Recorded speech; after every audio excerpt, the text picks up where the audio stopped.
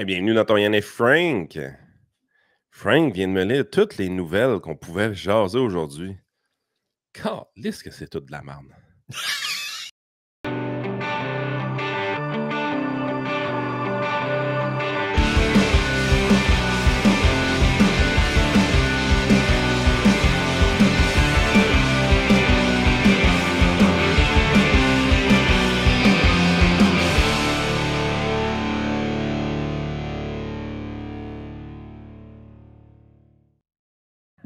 Ben, ça dépend tout le temps comment tu vois. Comment je dirais ça? Ça dépend comment tu vois les choses qui te sont annoncées. Moi, j'ai. Ah, effectivement. D'ici 5 minutes, tu devrais pas pire. Je bois mon premier café de la journée dans la tasse du Boomer Ouais. que j'ai reçu. Que, selon certains, je me suis auto-envoyé. Ouais. Oui, puis moi, je me l'ai auto-envoyé, je l'ai pété. Puis là, je suis allé à la quincaillerie j'étais allé acheter de la colle pour la recoller. Tu l'as recollé pour vrai? Ben, c'est pas fait encore, là. Faut que je fasse ça, là. J'ai acheté une genre de petite colle spéciale pour la céramique, là. Puis je vais Non, coller mais ça, c'est là. mythique, là. Ben oui, mais je sais bien. Là, j'ai dit check. Là, c'est parce que dans son raisonnement à lui, il l'a pété en se disant il va la recoller. En buvant ça, c'est des produits toxiques. Il va arriver de quoi, là? Ah, Tout est lié. pas Le de stam, ce gars gars-là. n'est pas paranoïaque pantoute. Non, mais c'est ça, j'allais dire. Quand tu regardes l'actualité, tu sais, sur le point de vue de est-ce que ça correspond au sujet que moi j'aimerais voir, la réponse c'est évidemment non 99% du temps. Par contre, si tu le regardes avec ce que moi j'appelle le plat de popcorn, il y a beaucoup, beaucoup de trucs assez amusants. Notamment, là, on va avoir un Christy de shit show dans les, dans les prochains mois. Gruba Gazal veut un Québec solidaire plus nationaliste. Et là, elle va se présenter, elle retente son coup pour se représenter comme co-porte-parole. Mais c'est parce que GND, là, je ne peux pas parler de ça aujourd'hui, mais c'est bref commentaire en commençant. Là. Mais c'est parce que GND, il a essayé de faire un genre de pseudo-coup d'État pour devenir le seul chef du parti. Ça a floppé un petit peu. Il s'est débarrassé finalement de quelqu'un qui avait l'air un peu d'une tâche, là, soyons francs. Gabriel, m'aimes-tu? Gabriel, j'ai dit ça tantôt, trouves-tu que c'était bon? Gabriel, pourquoi tu me demandes pas comment a été ma journée?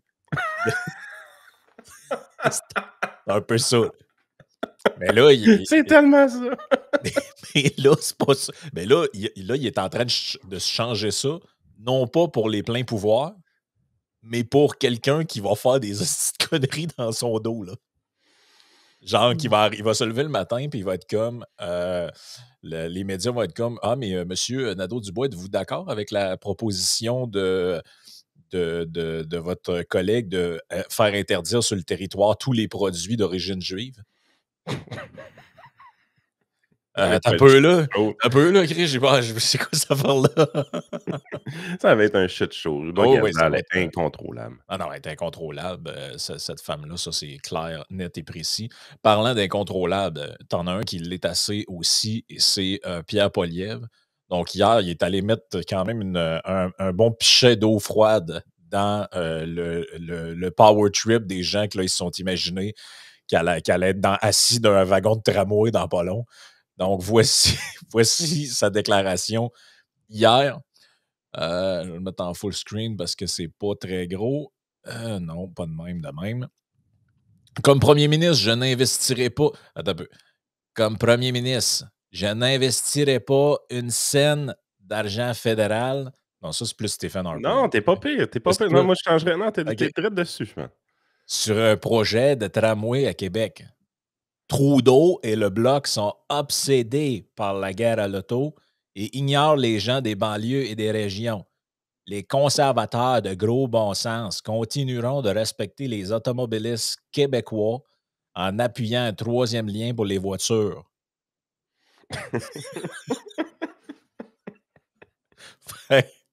Fait que lui, il est all-in, il dit envoyez Radio-Canada, pétez votre gasket. Ouais, c'est ça. I don't fucking care anymore. Dessinez votre plan de train, là. Moi, je donne pas une crise de scène là-dessus.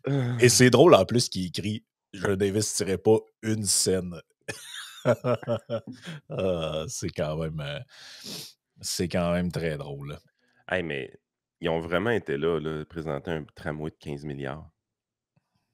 Ah non, ils sont fous raides. T'sais, là, en plus, en fait, on dirait qu'ils ont juste sacré tout ce que les gens veulent pas là-dedans. Le tramway de la bombe, le tunnel, parce que dans le truc, il y a tu sais, le fameux tunnel, là, pas le bicurieux qu'il y avait au début, là, mais le one-way tunnel avec le train dedans, ils ont mis ça. Là. Et là, ben c'est ça. Écoutez,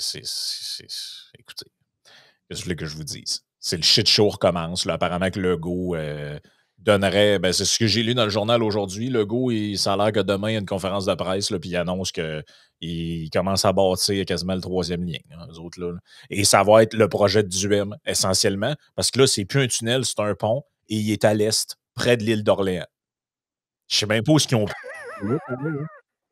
Je sais pas du tout où ils ont pris cette. T'as peu, il faut que je te retrouve. La CAQ se lance dans un troisième lien. Article du Journal de Montréal le matin. Malgré le rapport de la CDPQI, il affirme qu'un troisième lien n'est pas justifié. Le gouvernement Legault annoncera jeudi qu'il se lance dans la réalisation d'un pont autoroutier entre Québec et Lévis.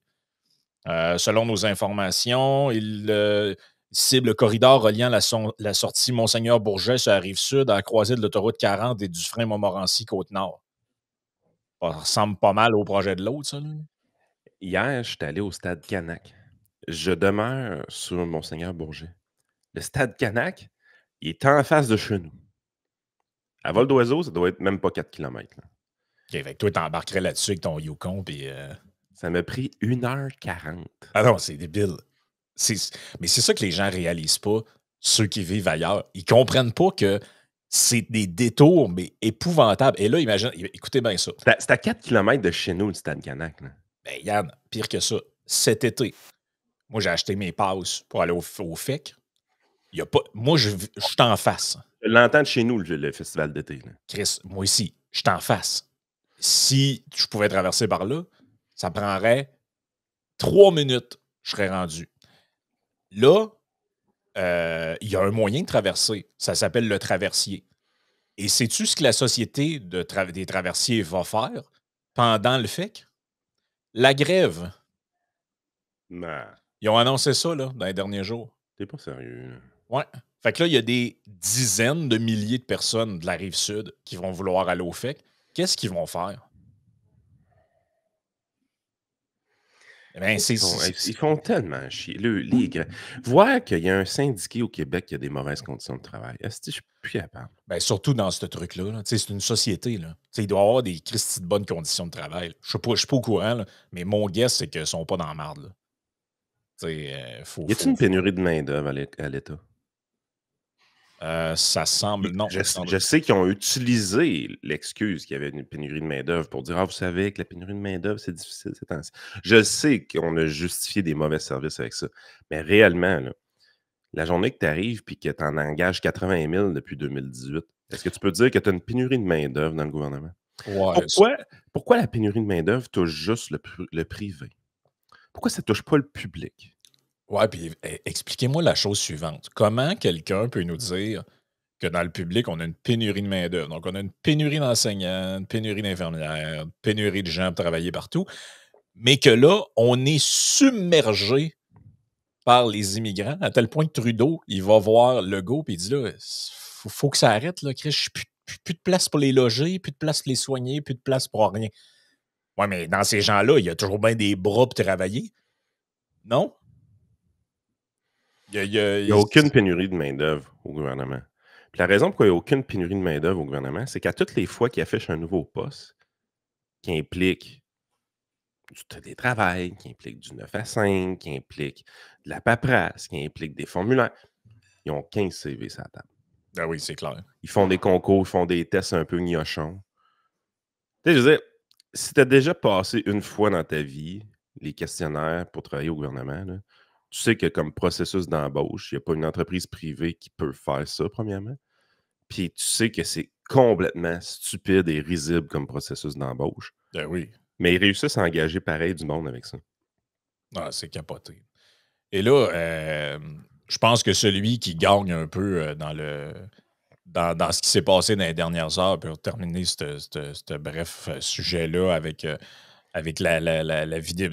PCQ sont vraiment rendus sa coche là, avec Jim sur la vidéo puis la promo de leurs affaires. Là. Et eux autres sont sortis carrément juste avant que le rapport sorte et que la CAQ arrive avec son affaire et que finalement on fait ça là, avec exactement le, le même projet, les mêmes affaires. Et finalement, Mais les ça, deux. c'est sûr que tout le monde a ridiculisé le PCQ, par contre. Tu sais, le Legault va faire systématiquement la même chose demain, puis là, ça va Ouais. être magique, ça va être parfait, puis Ben, tout ça. Mais le PCQ, là, c'est une piste à Hot Wheels, leurs affaires.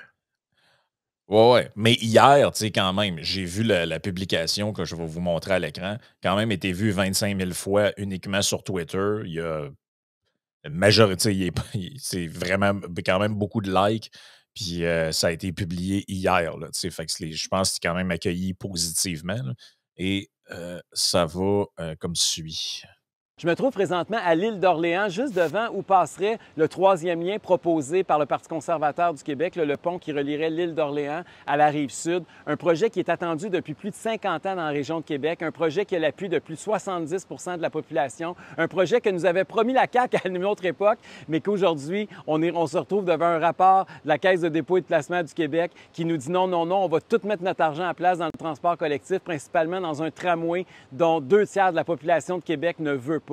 À un moment donné, il va falloir écouter le monde qui est supposé utiliser, qui est supposé se déplacer, qui est supposé payer. Malheureusement, ce n'est pas ça qui se passe à Québec, mais je peux vous assurer que le Parti conservateur du Québec va continuer à se battre avec vous, à vos côtés, pour que enfin les gens puissent, par exemple, traverser ici puis pas être obligés de faire une boucle de 52 km. On est avec vous, il ne faut pas lâcher, le combat il fait juste commencer. Je me trouve présentement... Oui, très bon. bon. Là. Non, ils sont efficaces pour vrai. Ils sont rendus efficaces. Puis, tu sais, c'est ça. Là, après ça, c'est repartager. C'est ça qu'il faut que tu fasses, je pense, en politique. Il faut que tu réussisses à trouver une manière d'amener le monde sur ton narratif puis sur tes affaires plutôt que de c'est pas une critique que je fais, je le sais qu'ils sont pognés avec ça. Là. Mais moi, je suis content quand je vois ça plutôt que d'être tout le temps pogné sur des affaires. Ouais, vous pensez quoi, là, des travelots? Puis. Tu sais, on s'en fout. Contrôle l'agenda. C'est ça. Il faut que tu essaies de contrôler l'agenda le plus possible. Parlant d'agenda. Mais, tu sais, c'est quoi ils vont nous annoncer, Legault? Ça va coûter 10 milliards. Tu sais, je veux dire, on est vraiment là, dans une semaine où est-ce qu'on a annoncé 25 milliards de projets. Ah, c'est fou, là. Puis surtout que, tu sais, tout le monde se contredit là-dedans parce que, voyons, François Legault puis Geneviève Guilbeault, ils ont enlevé le projet des mains de la ville parce qu'il coûtait 8 milliards. Ils donnent ça à la caisse de dépôt qui chie un projet qui va en coûter 15,5. Voyons, Exactement. êtes-vous malade? Non, c'est exactement ça qui me fait capoter. Moi, je suis là, tu sais, je regarde ça aller, puis je me dis, ils rient de nous autres. Puis finalement, tu regardes dans la population, puis tu sais, tout le monde continue à faire comme si rien n'était. Tu sais, j'étais avec un client hier, on dînait, puis on parlait de sujets comme ça, puis tout. Puis à un moment donné, je suis là, je suis rendu au point où je dis, ben, il va falloir que le monde ait faim. Il va falloir que le monde souffre pour réaliser qu'il y a des problèmes, là, qu'on fait rire de nous autres, que les dirigeants publics, présentement, il faut leur enlever les outils qu'ils ont dans les mains. Ça n'a aucun sens. Ben, Leur capacité d'emprunt est démentielle. Leur capacité de taxation est démentielle. Ils nous torchent de taxes et d'impôts sans arrêt, puis c'est pas grave. Il n'y a personne qui est pénalisé, jamais. En fait, un moment donné, il va juste falloir que les gens en ligne les babines avec les bottines et fassent payer à ces gens-là les conséquences. Qu'est-ce que je veux dire par là? Je veux dire que si, mettons, tu es un... Tu sais, il va falloir qu'à un moment donné, tu aies des business. Tu sais, mettons, genre, je sais pas, Ikea.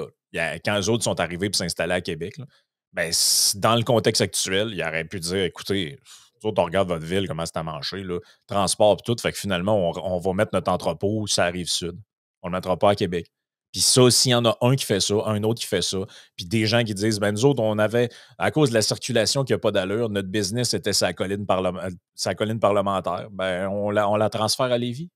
Ça ne marche plus. Venez pas à bout de faire votre système, les rues piétonnes, les cossins. Et c'est ce qui est en train de se passer à Montréal. Ça va finir par arriver à Québec s'il n'y a pas de changement de beat, mais ça va finir par. C'est ce qui est en train d'arriver à Montréal. Je lisais le journal ce matin à Radio-Canada, le journal, sur leur site web. Et, tu sais, le fameux plan fou de Valérie Plante, là, avec les 200 km de tramway, puis toute la Christie de patente. Ben là, les promoteurs de construction, les promoteurs immobiliers sont sortis. Et là, l'article nous dit que Montréal, c'est la pire ville du Québec dans l'octroi des permis de construction. C'est l'endroit où la crise du logement est le pire. Et c'est l'endroit où, si tu veux régler cette crise-là en augmentant l'offre, c'est la plus compliquée. Donc, l'effet objectif de ça, c'est que les gens sacent le camp.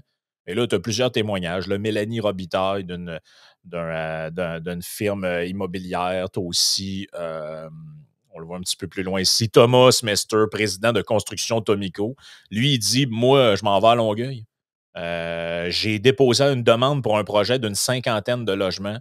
Puis ça a été accepté à Longueuil. Montréal, ça barrette, on ne sait pas trop ce qui se passe. Ouais, mais tu sais, il y a 2 affaires là-dedans. Si tu enlèves les petits joueurs comme ça, parce que les petits joueurs qui souffrent des permis de construction, les gros joueurs, ils n'en ont pas de problème. Fait que tu enlèves la concurrence. Je veux dire, Ben oui, présentement, en enlevant la concurrence à Montréal, là, ça frôle la corruption, collusion. Là. ben, c'est clair. Et C'est- ça n'aura pas un impact positif sur les prix, ça, là, pas de concurrence. À qui profite le crime? À qui profite le crime? Ben, définitivement, les gens qui sont à la tête de très grosses business de construction, ils profitent de ce crime-là. Là. Ben ça, puis la ville, elle profite de ça pour justifier ses affaires, parce qu'après ça, elle arrive, elle dit, mais regardez, la ville n'a pas le choix de s'embarquer dans la construction de logements puis dans les logements sociaux. On n'a plus personne au privé qui veut le faire. C'est débile, Red. Là. Et Mais là, tu sais, quand on dit aux gens là, l'incompétence puis la folie, là, on a des, Valérie Plante est incompétente. on a des chiffres ici, je pense, là, qui ne mentent absolument pas. Là. Ça, c'est le nombre de jours moyens pour obtenir un permis de construction résidentiel dans le logement au Québec. Donc, on n'a pas toutes les municipalités, évidemment. Quand tu vas dans des petites villes, des fois, on n'a même pas le chiffre. Tu vas regarder Lévis, on ne le sait pas. Trois-Rivières, on ne le sait pas trop. Mirabel non plus. Par contre, on a Saguenay. À Saguenay, ça prend 14 jours. Fait que tu vas déposer ta demande. En dedans de 2 semaines, tu as ton permis. En moyenne. Ben, écrivez-moi pas me dire, moi, ça a pris 3 mois. C'est une moyenne. Le monsieur qui faisait la prière, là, il était peut-être un peu spécial, mais Christy, ça avançait quand il faisait des affaires. Oui, il était très efficace. Sherbrooke, 28 jours. Puis tu vois, Sherbrooke, ça s'est amélioré. Les délais ont un peu baissé. Québec, Malgré une mairesse communiste. Là. ouais, malgré ça. Québec, on dit que c'est dans les alentours de 30 jours. Là, ça, c'est des chiffres de 2023. Je ne sais pas si ça a changé, là, parce que je sais que beaucoup de gens s'en plaignaient, mais quand même, déjà, ça, c'est trop. Parce que tu vois, ce que Trudel disait à un moment donné, c'était trop long pareil. Blainville, on parle de 31 jours. Drummondville, 32 jours. Grande Bay, 38 jours. Tu sais, dans les alentours d'un mois, là. C'est long, mais ça doit être vivable. Là, tu vois, on arrive à Longueuil, 71, Saint-Jérôme, 100, Brassard, 112, Laval, 120, Terrebonne, 194, Montréal, presque 300 jours. C'est au-dessus d'un an, sacrément. Ça a quasiment doublé aussi en 4 ans. Ben, c'est ça. C'est moyenne de 180 jours. En Puis- 2019, on est rendu à 300. Là. Puis ils ont engagé en débile. Là. S'il y a bien une ville qui a engagé beaucoup, c'est Montréal. Là.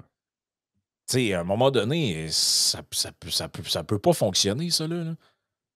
Ça, Sérieusement, ils se brassent de la sauce à spaghetti en sacrifice dans ce ville-là. Là. Le télétravail dans la fonction publique, là, va falloir que vous fermiez ça. Là. C'est pas possible. OK? Le droit au télétravail, là, c'est pas possible. Mais moi, je pense que ça va plus loin que ça, Yann. Oui, tu as du monde qui se pogne le pain. Oui, tu as du monde qui sont incompétents, mais je pense que ces délais-là, dans bien des cas, ils sont volontaires. C'est-à-dire que eux, tous les projets qui ne rentrent pas dans le petit plan là, que le politburo a décidé, ils n'en veulent pas, ils laissent bretter le monde. Puis, tu n'es pas conforme, on retourne faire ta demande, tu nous reviendras. Là, tu reviens, hop, tu as oublié un arbre ici. C'est des idéologues, ces gens-là. Ils ne veulent pas de construction. Faut pas que ça soit tant, faut pas qu'il y ait telle affaire. Il ne faut pas que ce soit plus que 15 mètres de. Tu comprends, là? C'est volontaire, ça. Là. C'est pas même l'administration, c'est pas normal qu'à Saguenay, je comprends que Saguenay, c'est une petite ville, mais quand même, c'est pas Gaspé, là. Il y a au-dessus de 100 000 personnes qui vivent là. Ça prend 14 jours, 300 de l'autre bord. Trouvez-vous ça normal? Il n'y a rien de normal là. Il n'y a rien de normal là. Ça ne peut qu'être. Mettons, l'incompétence, tu te dis, c'est 2 villes pareilles, une 14 jours, l'autre un mois. Tu te dis, OK, eux autres sont pas vite. Ça prend 2 fois plus de temps que l'autre bord. ça peut pas prendre 300 jours à une place puis 2 semaines à l'autre. Mais j'ai pas de misère à croire non plus que le livre de réglementation à respecter à Montréal est complètement débile. Là. Ben, c'est ça. Puis là, tu as tout le temps les gardiens du donjon qui arrivent. Là, les promoteurs doivent comprendre que leurs projets doivent être analysés. On ne veut pas construire n'importe quoi. On est au courant que vous voulez décider à la place du monde, les amis. Ouais, mais là, on est dans un cadre bâti très dense, ce qu'on n'a pas dans beaucoup de grandes villes au Québec. La majorité de nos projets se font dans des centres déjà bâtis, des fois qui impliquent de la démolition, des fois qui impliquent de la transformation, de la reconstruction, qui impliquent aussi des enjeux patrimoniaux. Venons-y aux enjeux patrimoniaux. Parce que dans la ville de Québec, on voit que la délivrance, c'est le mot que je cherchais, c'est peut-être ça le bon mot. La délivrance de permis dans la ville de Québec, c'est quand même beaucoup moins long qu'à Montréal, malgré que c'est peut-être trop long encore. Mais il semble avoir un genre de délire au niveau du patrimoine. Et le summum, tu sais, on avait déjà parlé de la place sur l'île d'Anticosti, là, que le monde ne voulait pas démolir parce que c'était supposément un joyau patrimonial. Là, je pense qu'on a trouvé le summum du summum du summum. Et je vous le mets à l'écran. La Ville de Québec refuse de démolir cette maison à valeur patrimoniale supérieure. Il y a des gens qui ne voient pas en ce moment, là. Je pense qu'en Ukraine, les maisons sont moins maganées que ça. On dirait que... Donc, on fait rien de nous autres, là. On fait rien de nous autres.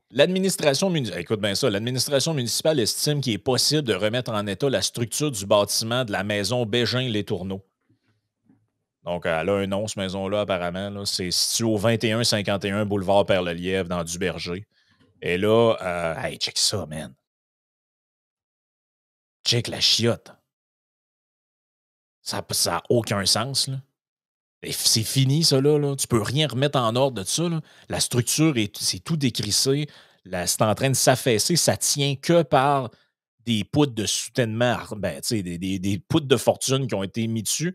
On dit que l'estimé des travaux, c'est que ça prendrait 350 000 $ pour juste redresser la patente, puis qu'après, tu puisses la rénover. Et là, ça, c'est à quoi elle ressemblait il y a une couple d'années, avant qu'elle soit laissée genre à l'abandon. Là. Ouais, exact.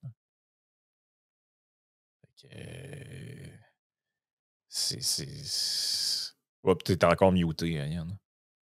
Mais c'est quoi qui s'est passé exactement? Parce que ça, c'est sur le site de la Ville de Québec, dans le fond. J'ai un bâtiment patrimonial, maison Bégin-Les-Tourneaux. Puis là, tu vois qu'il est comme en correct, mais regarde les adresses 2151 boulevard Père-le-Lièvre, année de construction 1910-1920 environ. Autre nom, maison Adrien Renault. Okay. Intérêt patrimonial supérieur. Influence américaine 1875-1950. Vernaculaire industriel, maison cubique. La maison Bégin-Les-Tourneaux. Non, je sais, mais ça m'intrigue juste. Je sais de comprendre comment ils réfléchissent. La maison Bégin-Les-Tourneaux, située là, est le dernier témoin du monde agricole de l'ancienne municipalité de la Petite-Rivière. C'est le dernier témoin du monde agricole de la Petite-Rivière. Construite dans le premier quart du 20e siècle, l'édifice présente une authenticité remarquable en lien avec sa typologie architecturale associée à la maison cubique, à toit plat. De plus, elle est entourée d'une végétation luxuriante, bordée par la rivière Berger et à quelques pas de la rivière Saint-Charles. Pour ces raisons, la maison possède une valeur patrimoniale supérieure. Ouais, come on.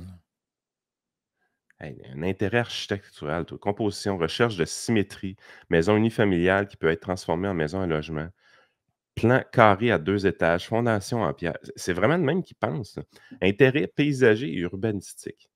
Il y a quelqu'un qui a écrit ce texte-là. Là. La maison est située là. Cette arrière longe. Aïe, c'est des balades mentales. Dans l'article, il y a quelqu'un qui témoigne, une résidente du quartier, Monique. Elle dit, ça fait 13 ans que j'habite dans ce quartier-là. J'ai toujours pensé que l'endroit était inhabité, même il y a longtemps. Ça n'a pas de sens de penser qu'il y a quelque chose à faire avec ça et c'est vraiment dangereux. Moi, mon guess, là, c'est pourquoi elle est toute décollissée de même, c'est qu'ils ont essayé de la soulever pour voir les fondations. Sur l'image du truc de la ville de Montréal, on dirait qu'ils ont essayé de creuser pour essayer de la soulever. Puis le revêtement, à mon avis, c'est qu'ils ont essayé de faire des rénovations dessus parce que ce revêtement-là, là, en genre de petits trucs comme des alvéoles, là, on dirait, ça fait comme un motif, comme une ruche d'abeille un peu. Là. Ça, c'est de l'amiante.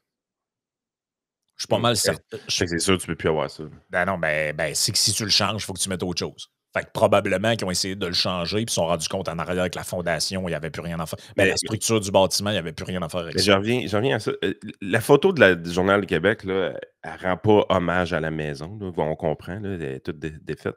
Mais même à ça, là, on va prendre cette photo-là qui semble être plus adéquate, mettons, avant qu'elle soit tout pétée. Là. Ouais, ben c'est juste parce que les gens voient petit, parce que si tu zoomes, c'est maganant tabarnak, là, le balcon est en train de s'effondrer. Puis, Non, je comprends. Mais mettons, ça, c'est ce qu'ils ont mis sur la fiche du bâtiment patrimonial. Fait que ça, c'est quand ça lookait correct, là, c'est ça qu'ils ont mis. Là. On a le patrimoine facile au Québec. Là. Ben, il n'y a absolument aucun patrimoine là-dedans. Là. Ben, c'est ce que j'ai dit sur Twitter quand j'ai repartagé le truc. J'ai dit la personne qui a classé ça patrimoine supérieur, je veux dire, ça va dans n'importe quel quartier de n'importe quelle ville européenne, elle va fendre en deux. Là. Je veux dire, ça, c'est littéralement le plus laid des bâtiments de n'importe quelle ville qui a un moindrement d'histoire. Puis, tu sais, on est honnête, là, on ne met pas la photo du Journal du Québec, là, on met celle de la fiche du bâtiment patrimonial. Là. On ne peut pas être plus honnête intellectuellement que ça. Là. Mais en même temps, la ville n'est pas honnête parce que c'est plus à ça qu'elle ressemble, la maison. Oui, je sais, mais imagine-toi, à la base là, de tout ça, parce que ce que je veux dire, c'est que la réglementation du bâtiment patrimonial, il y a plein de monde qui ont des problèmes avec ça. Ils arrivent pour rénover leur maison, ils ne sont pas capables à cause de ces cossins-là. Il faut qu'ils dealent avec les fonctionnaires, puis les matériaux, puis blablabla. Mais je veux dire, si on classe des chiottes comme ça, comme bâtiment patrimonial, là, je veux dire, on n'a rien compris. Là. On n'a rien compris de c'est quoi protéger du patrimoine. Ça n'en est pas. Là. Ça peut pas en être. Ça peut juste pas en être. Puis le plus drôle là-dedans, c'est que c'est l'État qui est incapable de gérer ses propres infrastructures, qui dit aux gens qui achètent ce type de place-là en se disant je vais démolir la maison, il n'y a plus rien à faire avec, je vais construire un plex dessus ou un jumelé ou je sais pas, peu importe, une maison unifamiliale même. Ils leur disent non, c'est encore rénovable, tu vas m'arranger ça. Vous n'avez pas des viaducs, vous autres, des routes à gérer, tout ça. Vous n'avez pas. Tu sais, je comprends. Je comprends, là. Je suis pas cave, là. Je comprends que si tu vas à Place Royale à Québec, là, dans le Vieux-Québec, tu veux pas que quelqu'un crisse une maison de 1600 à terre pour mettre un split level en aluminium. Je comprends, là. On comprend, là. Tu veux préserver un cachet d'un quartier historique. Mais justement, si tu vas dans le Vieux-Québec, tu comprends pourquoi c'est patrimonial. Là, ça, moi, je comprends pas. Là. Du Berger, c'est zéro un secteur patrimonial. J'ai resté là, dans ce coin-là. Je sais exactement c'est où, cette maison-là. Je restais sur Perle-Lièvre pendant des années.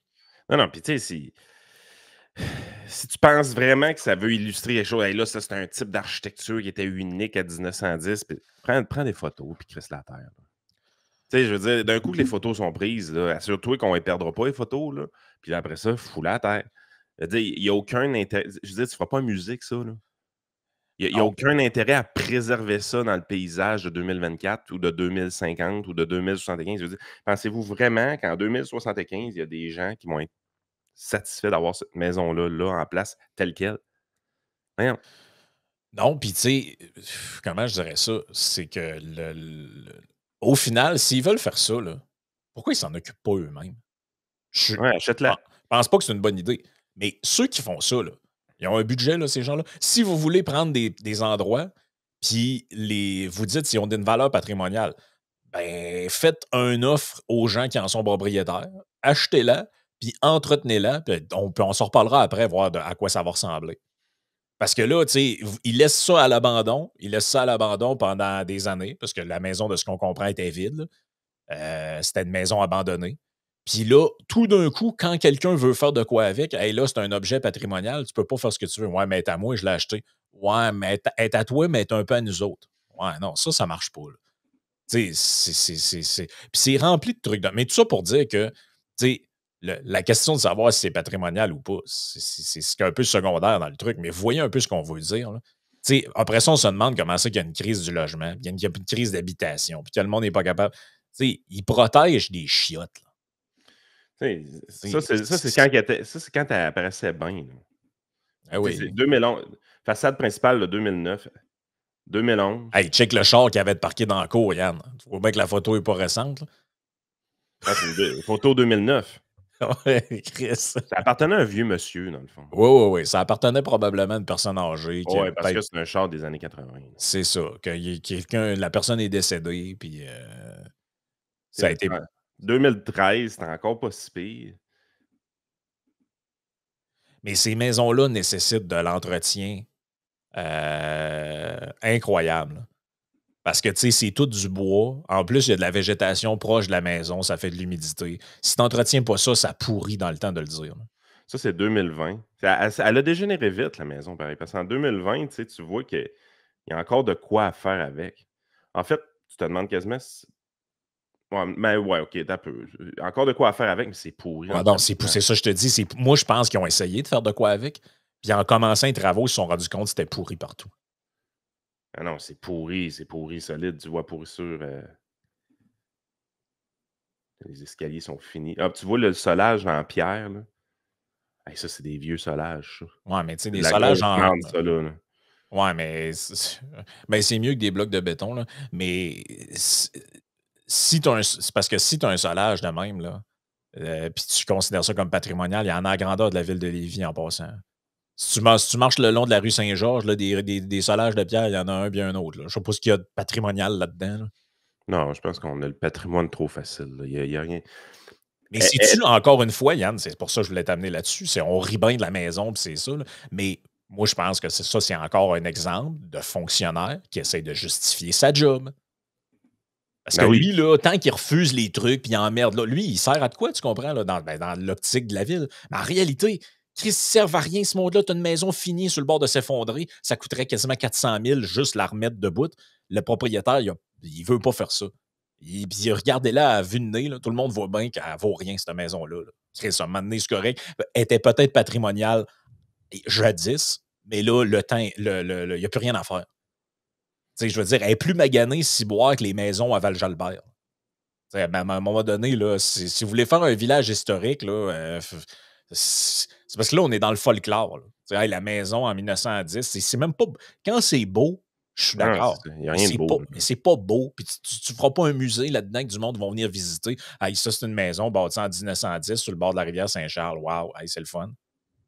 C'est du n'importe quoi. Fait que, tu sais, les villes, après ça, on disait, hey, Poilier, c'est vraiment un démagogue quand il dit que les villes, c'est des incompétents. Chris, à chaque jour, on a des exemples de même, de niaiseries. Quand c'est pas que ça prend 800 ans à avoir ton permis, c'est là, on empêche de démolir. Ça, c'est. Tu sais, puis, rentrons même pas dans l'histoire de la décontamination, qui ça aussi est une autre arnaque, là, que tu as plein de terrains en jachère partout, là, parce qu'on dit que si tu l'achètes, il faut que tu le décontamines. Tu sais, quand tu descends la colline parlementaire à Québec, là, depuis que je suis à Québec, il y a un ancien dépanneur vide qui est quelque part là, sur lequel il pourrait probablement se construire un immeuble à logement. C'est vide depuis Mathusalem. Pourquoi? Très probablement qu'un ancien petit garage ou dépanneur, je ne sais pas trop ce qu'il y avait là dans le temps, il doit y avoir de l'huile dans le sol. Tout. Ah ouais, il faut décontaminer, ça va coûter je ne sais pas combien de dizaines de milliers de personnes veulent mettre la main là-dedans. Non, parce que tu sais pas comment ça va coûter pour elle. Ben, c'est ça. Fait que toutes ces affaires-là, c'est des freins. Ce qu'on essaie d'expliquer depuis tantôt, c'est toutes ces affaires-là, ce sont des freins à régler des problèmes qui sont évidents. Il manque d'unités de logement. Pouvez-vous juste vous tasser du chemin un peu? Il y a un gars qui veut prendre une vieille maison finie pour en mettre une neuve dedans puis que quelqu'un puisse vivre dedans. Vous trouvez pas que c'est positif, ça? C'est 100% positif. Moi, je trouve ça positif. Est-ce que c'est plus important que quelqu'un ait un toit sur la tête qu'on protège une vieille maison de 1910 pourrie à grandeur? Moi, je pense que c'est plus important que quelqu'un ait un toit sur la tête. Peut-être mes priorités ne sont pas bonnes, mais je pense que quelqu'un puisse vivre quelque part, c'est plus important que protéger une chiotte de 1910. Je sais pas. C'est peut-être c'est moi qui est pas correct, là, mais... Puis, tu sais, le salaire du fonctionnaire qui prend ces décisions-là, là, on pourrait l'économiser aussi. Moi, je pense qu'on pourrait le remettre en économie de taxes pour la prochaine année. Tu sais, au lieu d'augmenter les taxes de 8 l'année prochaine, vous pourriez les augmenter de 6 puis mettre ce gars de dehors. Ouais, ben, bien, ils doivent être une équipe. Ouais. On passait dans le Patreon, on a quand même pas mal d'affaires. Il y a un truc assez amusant sur la firme Nanos qui nous explique qu'il y a un sondage, en fait. Il y a plusieurs sondages qui ont été faits et imaginez-vous qu'il y a plus de Canadiens qui pensent qu'Elvis est encore en vie que de Canadiens qui croient qu'on va vraiment atteindre l'objectif du zéro carbone, le fameux net zéro. Fait que, tu vois que c'est vraiment quelque chose que les citoyens ont confiance que ça va arriver. Et on a un truc du Fraser qui est assez intéressant sur qu'est-ce qui arriverait au Canada si on enlevait le protectionnisme interprovincial. Ça, c'est assez intéressant.